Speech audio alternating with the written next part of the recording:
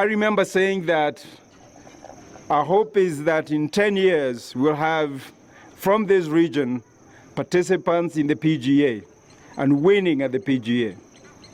I think given the scores that we have seen with the participants that are participating in the next 3 days, we can confidently say that now in 6 years, I can see quite a few kids here who will be in the PGA. Kids, I never say play well, because I know you are trying your best. I always say enjoy.